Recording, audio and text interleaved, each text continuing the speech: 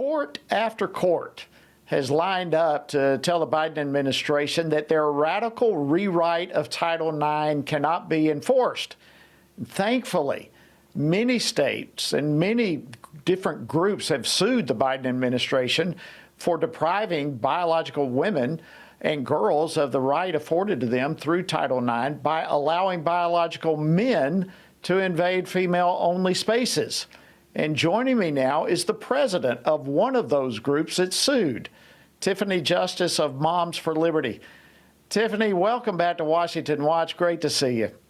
Thank you for having me. It's such an important topic to talk about, especially with so many parents sending their kids off to school this week, next week.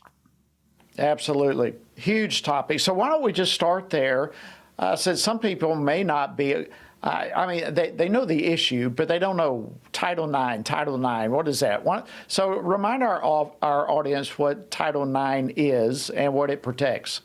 Sure. So Title IX is a law that was passed by Congress over 50 years ago to protect women and girls and to make sure that women had equal opportunities in sports and education. So a great thing. And so many women and girls have succeeded, gotten scholarships. So many more women play sports now in high school and college. And so it was a wonderful law in our country to help women to advance. And now it seems now it's been rewritten.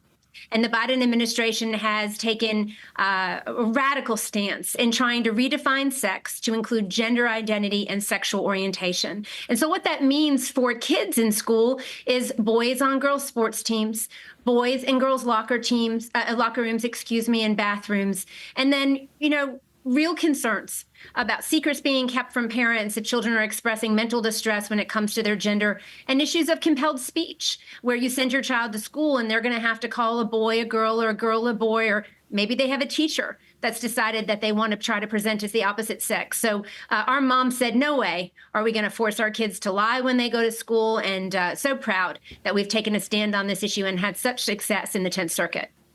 We are so proud of each and every one of you. So real quick, 30 seconds, not an in-depth historical perspective, but how did Moms for Liberty get started? Was this the issue that these moms said, no more?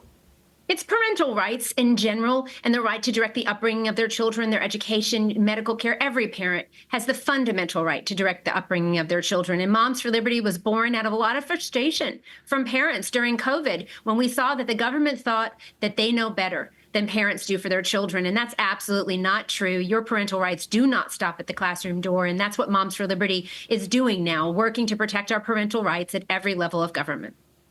Yep, I remember that battle. I remember watching. My first response was, who are these ladies? And then everything that needed someone stepping in the gap to stand up for, there were Moms for Liberty. And thank you. Hats off to every one of you. So tell us about what we've seen so far as a result of this specific pushback from your group and others who have stepped up against the Biden administration. How's it going? Yeah, so that rule was released in April, was supposed to go into effect on August 1st, and we got a preliminary injunction in the 10th Circuit.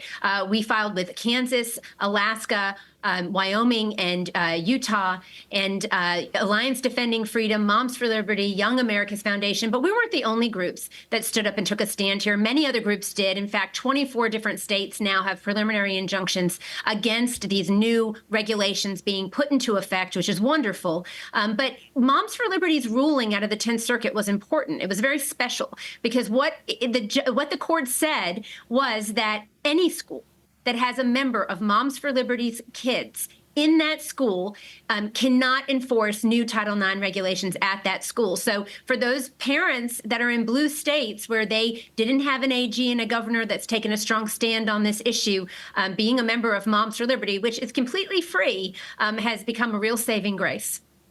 That is remarkable. That is just an incredible ruling.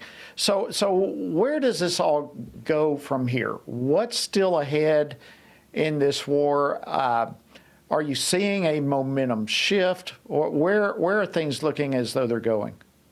I think the DOE is very mad at us. Secretary Cardona is not happy that Moms for Liberty and a lot of other groups have been able to stop this rule in its tracks while we wait for trials on these different issues. But the DOE has appealed. They've appealed in the 10th Circuit. They've appealed in the other circuits. They actually went to the Supreme Court about the 5th and the 6th Circuit preliminary injunctions, and what the Supreme Court said was they were going to let those preliminary injunctions stand. So that's a good indication from the Supreme Court that they understand that this rule is unconstitutional. We're hopeful that if they do rule on it, that's what they will say. But what we've seen all of the judges in all of the other cases talk about is the fact that the DOE doesn't have the right to just rewrite this rule, that it's unconstitutional, that it's arbitrary and capricious. We had 4 declarants, moms, who said, we will not force our children to lie in school. I just want to give a shout out to the moms, if I could. They're amazing people who have been very brave, because the whole weight of the federal government is really pushing this idea of gender ideology all over the country. So as I said, we've seen all the circuit courts ruling in the right direction, saying this rule is unconstitutional. We'll see where these cases end up. And if there's a circuit split, I guess we'll end up in the Supreme Court. But I think all signs point to the fact that this rule will be struck down at some point. I agree. And we're certainly hoping and praying to that end. Last question real quickly, and God forbid, but suppose Kamala Harris becomes president. Do you anticipate that she will continue the Biden's anti-woman Title IX crusade? I absolutely do, which is kind of ironic considering the fact, she's a woman running for president. It's just unbelievable, to be honest with you. But if you weren't sure where Kamala Harris stood on this issue, you can look no further than her VP pick, Tim Walz, who in the state of Minnesota passed 3 bills regarding transgender ideology in his state. He made his state a sanctuary state, so you do not have the right as a parent to stop your child to going through gender transition. He has made it a crime, so if you're not willing to affirm your child's wish of changing your gender, you can actually lose custody of your kid. So very, very dangerous.